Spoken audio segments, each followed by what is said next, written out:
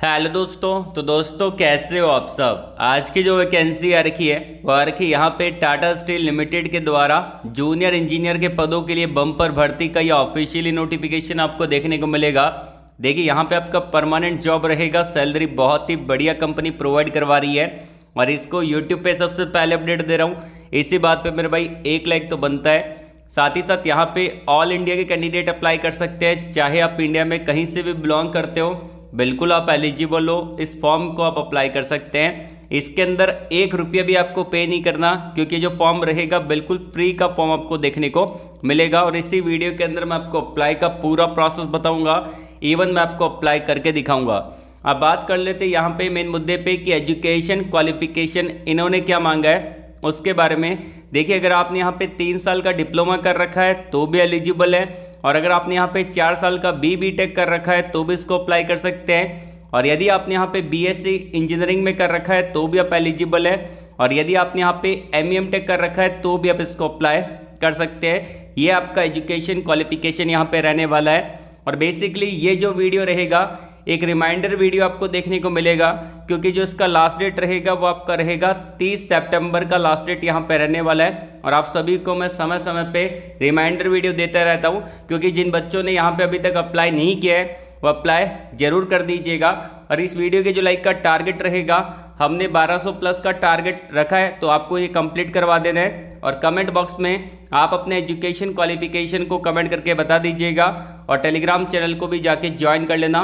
Telegram का link मैंने video के कमेंट बॉक्स में आपको प्रोवाइड करवा दिया है। तो शुरू करने से पहले अगर आप हमारे इस चैनल पे नहीं है तो चैनल को सब्सक्राइब कर ले, पास में जो घंटी वाला आइकन उसको दबा दे, ताकि आपको नेक्स्ट वीडियो का नोटिफिकेशन सबसे पहले मिल पाए। और आपका भाई इस चैनल पे इंजीनियरिंग जॉब अपडेट लाता रहता है, तो चैनल को सब्सक्राइब करना मत भूलिएगा। चलिए शुरू करते हैं। यहाँ पे मैंने डायरेक्टली ऑफिशियली नोटिफिकेशन को डाउनलोड कर लिया है। जैसा कि आप अभी स्क्रीन पे देख पा रहे हैं, वैकेंसी जो आपको देखने को मिलेगा टाटा स्टील लिमिटेड के द्वारा वैकेंसी निकाला गया है। और ये जो एडवर्टाइजमेंट जारी किया गया है, जूनियर इंजीनियर के पदों के लिए वैकेंसी आपको देखने को मिलेगी।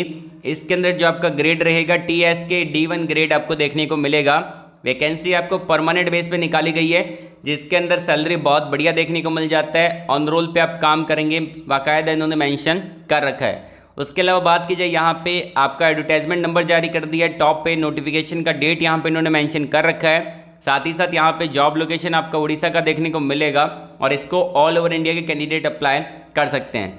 अब बात करते हैं यहाँ पे मिनिमम एजुकेशन क्वालिफिकेशन के बारे में, जो कि यहाँ पे इन्होंने मेंशन कर रखा है कि अगर आपने 3 साल का डिप्लोमा कर रखा है आप इसको अप्लाई कर सकते हैं। आपकी जो ब्रांच रहेगी वो आपकी मेटलर्जिकल ब्रांच आपको होनी चाहिए, तो ही आप इसको अप्लाई कर सकते हैं। और यदि आपने यहाँ पे बी.टेक कर रखा है, एम.टेक कर रखा है, बीएससी कर रखा है, एमएससी कर रखा है, तो सारे कैंडिडेट यहाँ पे एलिजिबल हैं। लेकिन आपका यहाँ पे मेटलर्जिकल से रिलेटेड आपकी ब्रांच होनी जरूरी है, ठीक है। उसके अलावा यहाँ पे बात की जाए, अगर आपने कोई डिस्टेंस से कर रखा है, पार्ट टाइम कर रखा है, या फिर आपने कॉरेस्पॉन्डेंस से कर रखा है अपना एजुकेशन, वो कैंडिडेट यहाँ पे अप्लाई नहीं कर सकते हैं। एंड यहाँ पे एक्सपीरियंस को मैंडेटरी रखा है, तो आपके पास 3 साल का एक्सपीरियंस यहाँ पे होना जरूरी है। अगर आपने 3 साल किसी भी प्राइवेट कंपनी में काम कर रखा है आप इसको अप्लाई कर सकते हैं। 1 सितंबर 2023 तक आपका ये एक्सपीरियंस यहाँ पे काउंट किया जाएगा। उसके अलावा बात की जाए, यहाँ पे आपका जो एजुकेशन क्वालिफिकेशन है उसके अंदर परसेंटेज क्राइटेरिया को फिक्स किया गया है। जैसे कि अगर आप जनरल कैंडिडेट हैं, मतलब कि आप जनरल कैटेगरी से बिलोंग करते हैं, ओबीसी कैटेगरी से बिलोंग करते हैं, या फिर ईडब्ल्यूएस कैटेगरी से बिलोंग करते हैं, तो ये जो सारे कैंडिडेट हैं वो जनरल कैंडिडेट की कैटेगरी में काउंट होंगे।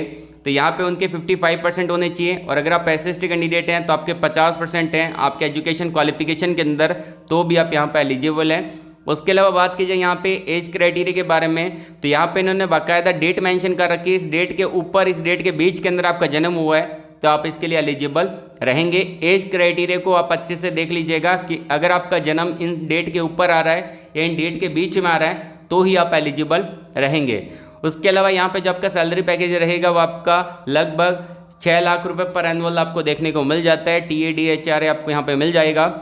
उसके अलावा बात की जाए यहाँ पे सिलेक्शन प्रोसेस के बारे में, तो यहाँ पे जो आपका सिलेक्शन प्रोसेस रहेगा, रिटन एग्जाम होगा और इंटरव्यू होगा, और इंटरव्यू और रिटन एग्जाम के बेस पे ही आपका सिलेक्शन यहाँ पे देखने को मिल जाता है। और जो भी कैंडिडेट यहाँ पे प्राइवेट कंपनी में काम करते हैं उनके पास एनओसी का होना जरूरी है अगर आप ज्वाइनिंग करेंगे उस टाइम के अंदर। साथ ही साथ यहाँ पे आपका मेडिकल एग्जाम भी होगा कंपनी के थ्रू, छोटा सा मेडिकल एग्जाम यहाँ पे होने वाला है। और जो आपके सारे डॉक्यूमेंट रहेंगे वो आपके यहाँ पे चेक होने वाले हैं, डॉक्यूमेंट वेरिफिकेशन आपको देखने को मिल जाता है।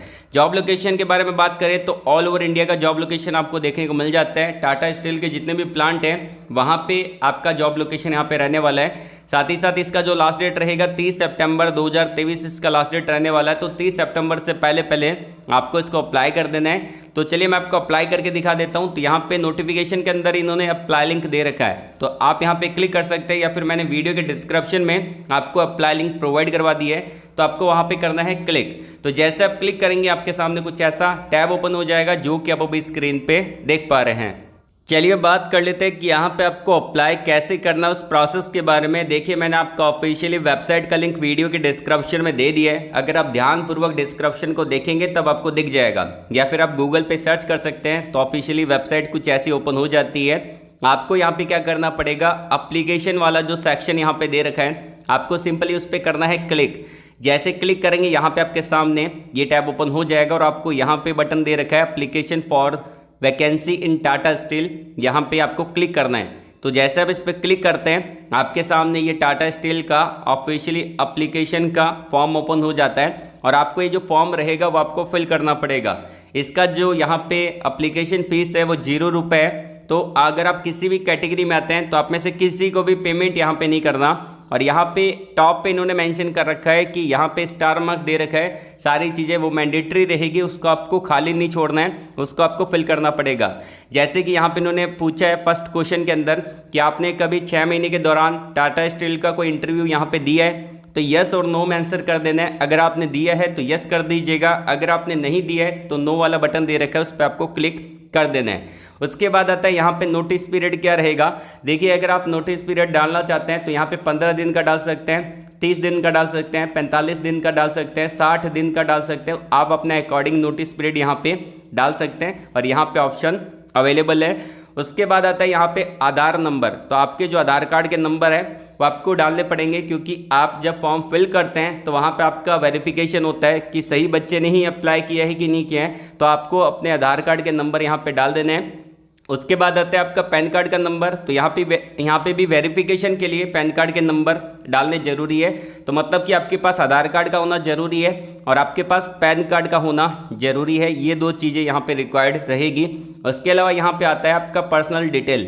तो आपको अपनी पर्सनल डिटेल को फिल करना है, जैसे कि आपका फर्स्ट नेम क्या है, आपका लास्ट नेम क्या है, मिडिल नेम के आगे कोई स्टार मार्क नहीं दे रखा है तो आप इसको खाली छोड़ सकते हैं। जैसे कि मान लेते हैं कि आपका नाम है अजीत कुमार राजपूत है, तो यहाँ पे आपका अजीत आ जाएगा और यहाँ पे अगर आपका मिडिल नेम है तो कुमार आ जाएगा और यहाँ पे राजपूत आ जाएगा। तो यहाँ पे आप अपने अकॉर्डिंग फिल कर सकते हैं। अगर आपका मिडिल नेम नहीं है तो इसको खाली छोड़ सकते हैं, इसमें आपको कुछ फिल नहीं करना है क्योंकि यहाँ पे स्टार मार्क नहीं दे रखा। फर्स्ट नेम के आगे स्टार मार्क दे रखा है तो वो आपका मैंडेटरी है, लास्ट नेम के आगे भी स्टार मार्क दे रखा है तो वो भी आपका मैंडेटरी रहेगा। उसके बाद आता है यहाँ पे जेंडर। तो आप अपने जेंडर को सिलेक्ट कर सकते हैं, कैटेगरी कौन सी है इसमें मैं आपको बता देता हूँ, बहुत सारा डाउट आपको रहेगा। जैसे कि यहाँ पे 3 कैटेगरी ही मेंशन कर रखी है। पहला दे रखा है यहाँ पे जनरल और अदर का, दूसरा दे रखा है यहाँ पे एसटी कैंडिडेट का और एससी कैंडिडेट का। देखिए अगर आप ओबीसी कैंडिडेट हैं या फिर अगर आप ईडब्ल्यूएस कैंडिडेट हैं तो आप यहाँ पे जनरल और अदर वाले सेक्शन में क्लिक करेंगे। इसके अंदर जनरल कैंडिडेट फिल कर सकते हैं, ओबीसी कैंडिडेट डालेंगे और ईडब्ल्यूएस कैंडिडेट यहाँ पे ये कैटेगरी फिल करेंगे। और अगर आप एसएसटी कैंडिडेट है तो इनका ऑप्शन यहाँ पे अवेलेबल है, तो आप यहाँ पे देख सकते हैं। उसके बाद आता है यहाँ पे डोमिसाइल का, कि आपका स्टेट कौन सा है, कहाँ के आप निवासी हैं। तो यहाँ पे क्लिक करेंगे, सारे स्टेट अवेलेबल हैं, मतलब कि यहाँ पे ऑल ओवर इंडिया के कैंडिडेट अप्लाई कर सकते हैं। जैसे कि उड़ीसा है, पांडुचेरी है, पंजाब, राजस्थान, सिक्किम, तमिलनाडु, त्रिपुरा, उत्तर प्रदेश, सारे दे रखे हैं। तो आप अपने अकॉर्डिंग यहाँ पे डाल दीजिएगा। उसके बाद आता है यहाँ पे विजिबल आइडेंटिफिकेशन मार्क का, तो आप अपने अकॉर्डिंग यहाँ पे फिल कर सकते हैं। देन फिर आपका डीओबी आ जाएगा, उसको डाल दीजिएगा। उसके बाद अगर आप पीडब्ल्यूडी कैंडिडेट है तो यस और नो में आंसर कर दीजिएगा। करंट एनुअल सीटीसी कितना है उसके बारे में आप डाल सकते हैं। उसके बाद आता है यहाँ पे कॉन्टैक्ट डिटेल का, इसको भी आपको सही तरीके से फिल करना है। जैसे कि आपकी ईमेल आईडी यहाँ पे आ जाएगी और वो आएगी email ID, active email ID यहाँ पे डालना है जिसको आप डेली बेसिस पे चेकआउट करते हैं। उसके बाद आपके मोबाइल नंबर आ जाएंगे और यहाँ पे जो कैप्चा कोड दे रखा है ये कैप्चा कोड यहाँ पे बॉक्स में डाल देना है और वेरीफाई करेंगे दोनों को। तो यहाँ पे नीचे एक बॉक्स आएगा दोनों के नीचे, उसके अंदर अगर आप ईमेल आईडी के थ्रू वेरीफाई कर रहे हैं तो वहाँ पे आपकी ईमेल आईडी पे एक ओटीपी आएगा, और अगर आप मोबाइल नंबर के थ्रू वेरीफाई कर रहे हैं तो वहाँ पे मोबाइल नंबर पे जो आपने यहाँ पे डाला है वहाँ पे एक ओटीपी आएगा, उसको बॉक्स के अंदर फिल कर देना है दोनों के अंदर, ठीक है। उसके बाद यहाँ पे दे रखा है कि आपके पास अगर घर पे कोई लैंडलाइन नंबर है तो उसको डाल सकते हैं, अन्यथा आप इसको खाली छोड़ सकते हैं। उसके बाद आता है यहाँ पे एड्रेस फॉर कम्युनिकेशन, ठीक है। तो आपका जो कम्युनिकेशन एड्रेस है उसको आप अच्छे से यहाँ पे फिल कर दीजिएगा, नॉर्मल सी बात है, आप इसको आराम से फिल कर सकते हैं। अगर आपका परमानेंट एड्रेस और आपका कम्युनिकेशन एड्रेस सेम है तो यहाँ पे टिक कर देना है, बॉक्स दे रखा है। अगर आपका परमानेंट एड्रेस अलग है तो यहाँ पे आपको अपने परमानेंट एड्रेस को यहाँ पे फिल करना पड़ेगा, अन्यथा अगर आपका दोनों सेम है तो यहाँ पे टिक करेंगे तो आपने जो ऊपर फिल किया है एज इट इज यहाँ पे ऑटोमेटिकली आ जाएगा नीचे की साइड। उसके बाद आता है यहाँ पे एकेडमिक क्वालिफिकेशन। तो यहाँ पे ध्यानपूर्वक देखिएगा, बहुत सारे बच्चे यहाँ पे डाउट में आ जाते हैं कि हमने तो 10th के बाद डिप्लोमा कर रखा है या फिर हमने 12th कर रखा है उसके बाद BTech कर रखा है तो कैसे फिल करें। देखिए यहाँ पे एकेडमिक क्वालिफिकेशन के अंदर ऊपर यहाँ पे बॉक्स दे रखा है और यहाँ पे दे रखा है 10th का, ठीक है, बॉक्स, और यहाँ पे दे रखा है 12th का, ठीक है।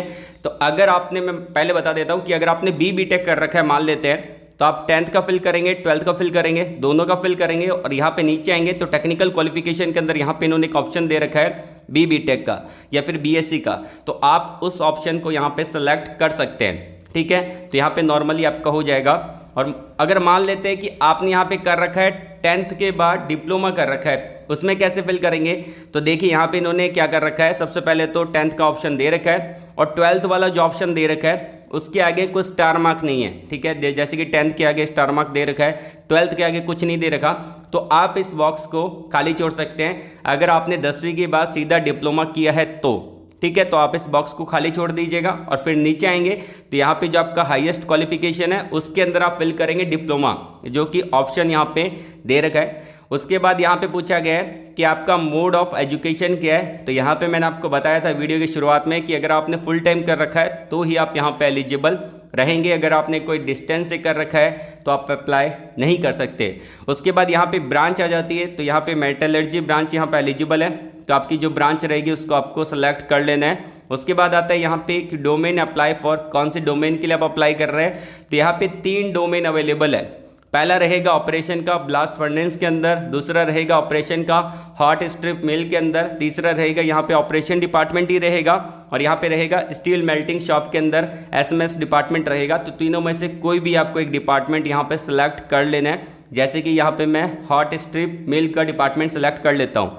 उसके बाद आता है यहाँ पे कि आपका जो डिप्लोमा है उसके अंदर आपका जो इंस्टीट्यूट का क्या नाम है, कौन सी यूनिवर्सिटी से आपने कर रखा है, पास आउट ईयर क्या है, CGPA क्या है, ये सारी चीज़ें आपको अच्छे से फिल कर देनी है। जैसे कि अगर आपने मान लेते हैं कि 10वीं के बाद डिप्लोमा कर रखा है तो आप क्या करेंगे, सबसे पहले तो यहाँ पे ऊपर की साइड डाल देंगे 10th, ठीक है, 12वीं वाले ऑप्शन को खाली छोड़ देंगे। उसके बाद नीचे आएंगे तो यहाँ पे आप अपना highest education qualification diploma fill कर देंगे। फिर नीचे आएंगे तो आप अपनी इंस्टीट्यूट का नाम डालेंगे, यूनिवर्सिटी कौन सी है, कौन सा पास आउट ईयर है, परसेंटेज कितने हैं उसको डालेंगे। और यहाँ पे इन्होंने एक ऑप्शन दे रखा है अदर फुल टाइम क्वालिफिकेशन, जैसे कि आपने डिप्लोमा के बाद BTech भी कर लिया है तो यहाँ पे डाल सकते हैं। और अगर आप फिल नहीं करना चाहते, BTech को यहाँ पे शो नहीं करना चाहते, तो आप इसको खाली छोड़ सकते हैं, क्योंकि यहाँ पे कोई स्टार मार्क नहीं दे रखा, ठीक है। तो आपको टेंशन नहीं लेनी। उसके बाद आता है यहाँ पे वर्क एक्सपीरियंस के बारे में इन्होंने पूछा है, तो आपका जो यहाँ पे वर्क एक्सपीरियंस है आपको यहाँ पे डाल देना है, जैसे कि कौन सी ऑर्गेनाइजेशन का नाम है, आपका पोजीशन क्या था, कब से कब तक आपने काम किया था, नेचर ऑफ वर्क क्या था, उसके बारे में यहाँ पे आप डिटेल से फिल कर सकते हैं। देन फिर फाइनली आता है यहाँ पे, आप यहाँ पे क्लिक करेंगे, click here to calculate the work experience. तो आपने जितना भी वर्क एक्सपीरियंस डाला है वो सारा का सारा कैलकुलेट होके यहाँ पे आ जाएगा। देन फिर यहाँ पे आपको स्क्रॉल डाउन करना है, आपका आएगा यहाँ पे रिज्यूम अपलोड करना पड़ेगा, जो भी आपका रिज्यूम है अपडेटेड रिज्यूम यहाँ पे अपलोड करना है, जिसका साइज मैक्सिमम 200 KB हो सकता है। 200 KB से अगर आपका साइज कम है तो ही यहाँ पे रिज्यूम अपलोड होगा, और 200 KB से ज़्यादा है, जैसे कि यहाँ पे 500 KB है या फिर आपका 300 KB है या फिर 202 KB भी है, तो भी यहाँ पे अपलोड नहीं होगा। तो आपको अपने रिज्यूम के साइज को कम करना पड़ेगा। उसके बाद यहाँ पे चूज़ फाइल वाला बटन है, इस पर क्लिक करके फाइल मैनेजर ओपन होगा और आपका जो भी रिज्यूम है यहाँ पे इजीली यहाँ पे अपलोड कर देंगे। उसके बाद यहाँ पे आएंगे तो यहाँ पे आई अंडरस्टैंड इस पर क्लिक कर देना है। उसके बाद डेटा प्राइवेसी को एक्सेप्ट कर लेना है, ठीक है। नीचे बटन दे रखा है और यहाँ पे सबमिट वाला बटन है, ये सारी चीज़ आपको सबमिट कर देनी है। आपका फॉर्म यहाँ पे सबमिट हो जाएगा और इसके जो प्रीवियस ईयर के पेपर रहेंगे वो सारे पेपर मैं आपको टेलीग्राम चैनल पे प्रोवाइड करवा दूंगा, तो टेलीग्राम को भी जाके ज्वाइन कर लेना। तो आज के लिए बस इतना ही। वीडियो को लाइक करिएगा, शेयर करिएगा उन लोगों तक जिनको जॉब की नीड है, एंड कमेंट बॉक्स में जरूर बताना कि आपका एजुकेशन क्वालिफिकेशन कौन सा है, कौन सी जॉब सर्च कर रहे हैं। ऑल द वेरी बेस्ट, जय हिंद।